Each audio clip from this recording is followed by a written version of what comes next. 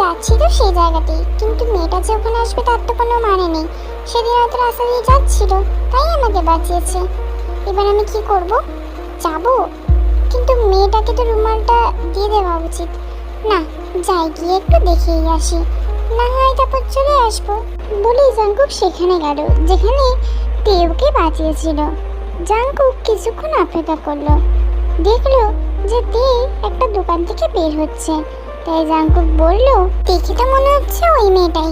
আচ্ছা, এদিকে আসুক, তারপর না হয় রুমালটা দিয়ে চলে যাব। জাঙ্কুক খেয়াল করলো তে চেহারাটা একদম মলিন হয়ে গেছে, আর ও কেমন যেন করে একটা হাঁটছে। তাই জাঙ্কুক মনে মনে বলল, ব্যাপারটা কি, মেয়েটা এইভাবে হাঁটছে কেন? তারপর তে পড়ে যেতে নিলে জাঙ্কুক থেকে ধরে এবং রুমালটা বের করে দিতে যাবে তার আগেই তে জ্ঞান হারায়। কিন্তু জাঙ্কুক খেয়াল করে ওর হার্টবিট হঠাৎ করে খুব বেড়ে গেছে।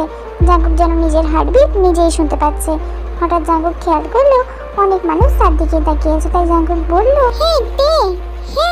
জাঙ্কুক দেখলো তে কোনো সাড়া দিচ্ছে না। জাঙ্কুক বুঝতে পারলো তে জ্ঞান হারিয়েছে। এমন সময় একটা লোক এসে তাকে বলল, এই তের কি হয়েছে? আসলে আসলে তুমি কে? তে তো আমাকে বলেই মাত্র দোকান থেকে বের হলো। আমাকে বললো আজ তার শরীর ভালো লাগছে না, তাই সে বাড়ি যেতে চায়। আচ্ছা, তুমিও কি কিছু করোনি তো? আজও স্যালারি পেয়েছে, তুমি আর স্যালারি নিতে এসছো? তুমি চোর? আরে আপনি এসব কি বলছেন? আমি চোর হবো কেন? আমি তো তের সাথে দেখা করতে এসেছিলাম, কিন্তু হুট করেই তে জ্ঞান হারিয়ে ফেললো। দেখি তোর কি হলো। আজকে এমনিতেই ওর শরীরটা ভালো ছিল না, দেখি ওকে সোজা করো। জাঙ্কুক কাঁপা কাঁপা হাতে তের হাতের বাজুটা ধরলো এবং তেকে সোজা করার চেষ্টা করলো, কিন্তু পারছিলই না। আরে, একটা মেয়েকে সামলাতে পারছো না? তুমি কেমন ছেলে? হ্যাঁ, আই এম সরি, আমি চেষ্টা করছি। আরে, চেষ্টা করার কি আছে? তেকে পাতাল করে কোলে নাও। জাঙ্কুক একবার তের দিকে তাকালো, তারপর আর কিছু না ভেবে তেকে পাতাল করে কোলে নিল। এসো এসো, তেকে নিয়ে এখানে এসো বলে লোকটি গিয়ে দোকানের দরজা খুলে দিল। জাঙ্কুক লোকটির পিছে পিছে গিয়ে দোকানে ঢুকলো। লোকটি একটা চেয়ার আগিয়ে দিল। এখানে বসাও তেকে। লোকটির কথা শুনে জাঙ্কুক তেকে আস্তে করে চেয়ারে বসালো। লোকটি আস্তে করে তের দিকে এগিয়ে গিয়ে ওর কপালে হাত রাখলো। তের তো খুব জ্বর। এখন তের বাসা কোথায় আপনি জানেন? জানি। একটু যদি বলতেন তাহলে ওর বাসায় গিয়ে তেকে দিয়ে আসতাম বাড়িতে। লোকটি তের বাড়ির ঠিকানা জাঙ্কুককে বলল। থ্যাংক ইউ, আমি তেকে তাহলে নিয়ে যাই। কিন্তু তুমি কে? তোমার পরিচয়টা তো দিলে না।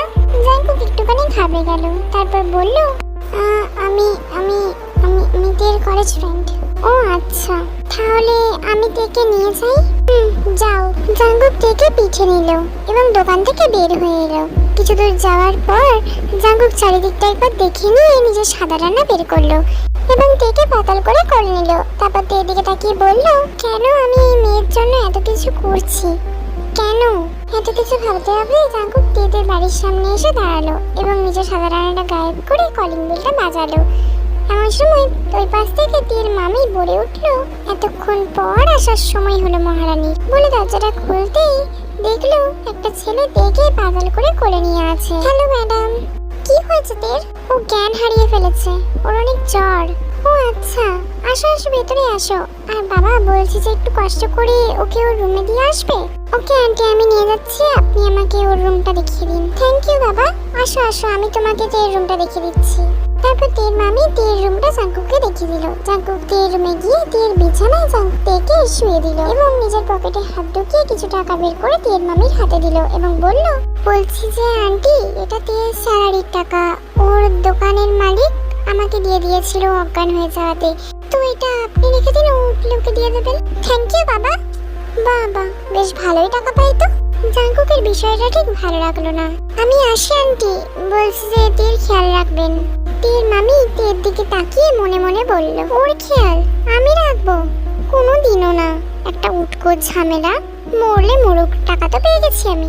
জাঙ্কুক তের মামির মনের কথা শুনতে পেয়ে একবার তের মামির দিকে তাকালো।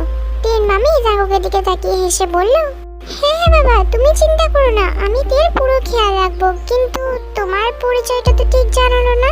আমি তের কলেজ ফ্রেন্ড।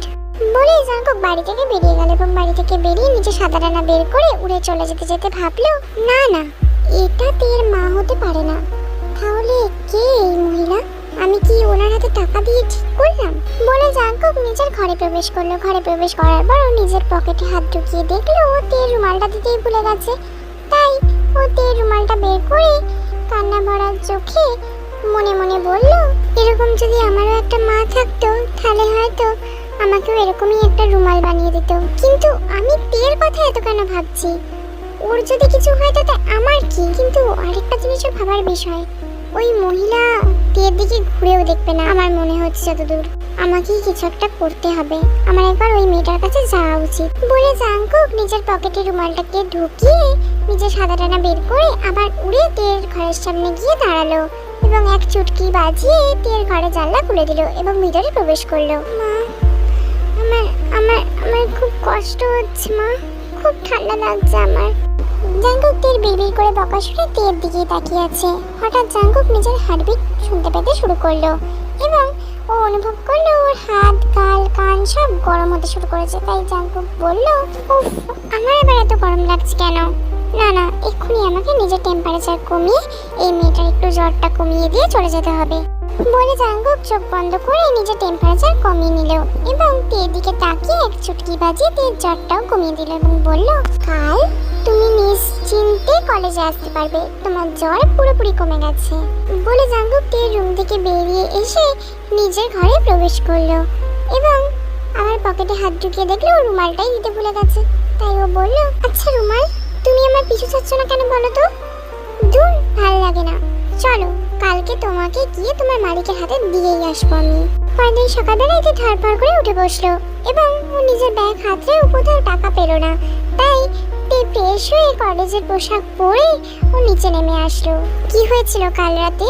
জানি না মামা, হঠাৎ মাথাটা চক্কর দিয়ে ওঠে। তারপর কি হয়েছিল মনে পড়ছে না। কি আবার হবে? একটা ছেলে এসে তোকে বাসায় দিয়ে গেল। ছেলে? কোন ছেলে? ওই তো বললো তোর কলেজ ফ্রেন্ড। আমার কলেজ ফ্রেন্ড? তাহলে হয়তো জেহব হবে। ও তো এমনিতেও জানে যে আমার দোকানটা কোথায়। ওই তাহলে হবে, ওই হয়তো আমাকে বাড়িতে দিয়ে গেছে। এসব কথা বাদ দে, তোর তো কালকে স্যালারি হয়েছে, তা স্যালারিটা কোথায়? দিয়ে দেখি। মামা, আসলে আসলে আমি না আমার স্যালারিটা খুঁজে পাচ্ছি না। মামি, তুমি কি জানো ওই ছেলেটা যে আমাকে দিতে এসেছিল সে কি তোমাকে কোনো টাকা দিয়ে গেছে? তুই কি বলতে চাইছিস? আমি তোর টাকা চুরি করেছি? আমি তোকে এতদিন ধরে খাইয়ে পড়িয়ে মানুষ করলাম আর তুই এখন আমাকে চোর বলছিস? না মামি, আমি ওরকম চুপ করতে। এতক্ষণ আমি তোর অনেক কথা শুনে নিয়েছি। এক্ষুনি তুই আমার বাড়ি থেকে বেরিয়ে যাবি, আর যতক্ষণ না স্যালারি নিয়ে আসছিস ততক্ষণ এই বাড়ির চৌকাঠ পাড়াবি না। তে আর ওই অপমান না সহ্য করতে পেরে ও না খেয়ে দিয়ে সোজা দোকানের উদ্দেশ্যে রওনা দিল। দোকানে গিয়ে, হাই তে, কেমন আছো তুমি? আর তুমি তোমার স্যালারির টাকাটা পেয়েছো তো? আমি তো ওই ছেলেটার হাতে কালকে দিয়ে দিয়েছিলাম। জি, আমি ভালো আছি। না, আমি আমার স্যালারির টাকাটা পাইনি। তাহলে কি ওই ছেলেটাই? না না তে, ওই ছেলেটা খুবই ভালো, ও তো তোমাকে কালকে বাড়িতে দিয়ে এলো। আমিও ভেবেছিলাম প্রথমে ও তোমার স্যালারির টাকা নিতে এসছে, কিন্তু এটা হতে পারে না। আচ্ছা ঠিক আছে, আমার কলেজে যেতে লেট হয়ে যাচ্ছে, আমি তাহলে এখন যাই। হ্যাঁ তে মা, যাও। তে আর ওখানে 1 মিনিটও না দাঁড়িয়ে ওর কলেজের উদ্দেশ্যে রওনা দিল। তে কলেজে পৌঁছে দেখলো যে জিহুব দাঁড়িয়ে আছে ওর বন্ধুদের সাথে। তাই তে জিহুবের কাছে গিয়ে বলল, হাই জিহুব, বলছি যে একবার এদিকে আসা যাবে? হ্যাঁ নিশ্চয়ই, চলো। হ্যাঁ বলো। আচ্ছা জিহুব, তুমি কি কালকে আমাদের বাসায় এসেছিলে? না তো, কালকে তো আমি ঘর থেকে বেরোইনি। তোমার বাসায় কি করে যাব? কেন, কিছু কি হয়েছে? না মানে তেমন কিছু না। আচ্ছা ঠিক আছে, আমার ক্লাসে দেরি হয়ে যাচ্ছে, আমি তাহলে এখন যাই। বলে তে দৌড়ে ক্লাসে গেল এবং ক্লাসে গিয়ে দেখলো জাঙ্কুক বসে আছে। তাই তে গিয়ে জাঙ্কুকের পাশে বসলো এবং আর চোখে জাঙ্কুকের দিকে তাকিয়ে দেখলো জাঙ্কুক বই পড়ছে। তাই ও মনে মনে বলল, ওহো কত পড়ে। জাঙ্কুক তের মনের কথা শুনতে পেয়ে মুচকি হাসলো এবং সঙ্গে সঙ্গে স্যার প্রবেশ করাতে তে বই খুলে বইয়ের দিকে তাকিয়ে ভাবতে শুরু করলো, কাল রাতে কি আমাকে বাড়িতে দিয়ে এলো? আমার তো মনে হচ্ছে যে আমাকে বাড়িতে দিয়ে এসছে সেই আমার স্যালারির সব টাকা মেরে নিয়েছে। তের মনের কথা শুনতে পেয়ে জাঙ্কুকের কাশি উঠে গেল। জাঙ্কুকের কাশি উঠতেই ক্লাসের সব মেয়েরা এসে জাঙ্কুকের সামনে পানির বোতল ধরলো। তেও দৌড়িয়েছিল, কিন্তু সব মেয়েদেরকে দেখে তে নিজের পানির বোতল সরিয়ে নিতে যাবে এমন সময় জাঙ্কুক তের দিকে হাত বাড়ালো পানির বোতল নেওয়ার জন্য। নিন ধরুন। জাঙ্কুক পানি খাওয়া শেষ হয়ে গেলে ও সব মেয়েদের দিকে তাকিয়ে বলল, তোমরা কেন দাঁড়িয়ে আছো করেছো এখানে? আমি আমার সিটমেটের কাছ থেকে পানি খেয়েছি। তোমরা কেন মিশছো? যাও গিয়ে নিজেদের ক্লাস করো। অর্পিন তের দিকে রাগান্বিত চোখে তাকালো। তে আর জাঙ্কুক দুজনে সেটা খেয়াল করলো। জাঙ্কুকের খুব রাগ উঠলো। তাই জাঙ্কুক বেঞ্চের তলায় হাত দিয়ে চুটকি বাজাতেই অর্পিন চোখ ধরে চিৎকার করতে শুরু করলো। জ্বলে যাচ্ছে। তোমাদের আবার কি হলো? জানি না স্যার, কিন্তু খুব জ্বলছে চোখটা। ইয়ার কি পেয়েছো তোমরা? এক্ষুনি চারজন আমার ক্লাস থেকে বেরিয়ে যাও বলে দিচ্ছি। না স্যার, আসলে আমি কোনো কথা শুনতে চাইছি না। বের হয়ে যাও ক্লাস থেকে। স্যার ঝাড়কে অর্পিন ক্লাস থেকে বেরিয়ে গেল। তে আর জাঙ্কুক দুজনেই মুচকি মুচকি হাসছিল। এমন সময় তে জাঙ্কুকের দিকে তাকিয়ে দেখলো জাঙ্কুক হাসছে। তাই তে মনে মনে বলল, বাবা, ছেলেটা আবার হাসতেও পারে। জাঙ্কুক তের মনের কথা শুনতে পেয়ে সাথে সাথে নিজের হাসিটাকে কন্ট্রোলে আনলো। এবং ওদের ক্লাস শেষ হওয়ার সাথে সাথেই যিশু এলো তের কাছে। তের কাছে আসতেই যিশু বলল, দোস্ত চল তাহলে ক্যান্টিনে যাওয়া যাক। আমিও সেটাই ভাবছিলাম, চলো যাওয়া যাক। আমার খুব ক্ষুধা লেগেছে, আমি নাস্তা করে আসিনি তো তার জন্য। সে কি কথাতে, তুমি নাস্তা করে আসনি কেন? এবার কিন্তু তুমি আমার কাছে খুব বকা খাবে। আচ্ছা আচ্ছা ঠিক আছে, আগে তো শোনো কি হয়েছে, তারপর না হয় আমাকে যত খুশি বকো। চলো ক্যান্টিনে চলো, আমি তোমাকে পুরোটা খুলে বলছি, তারপর আমাকে তুমি যত খুশি বকে নিও।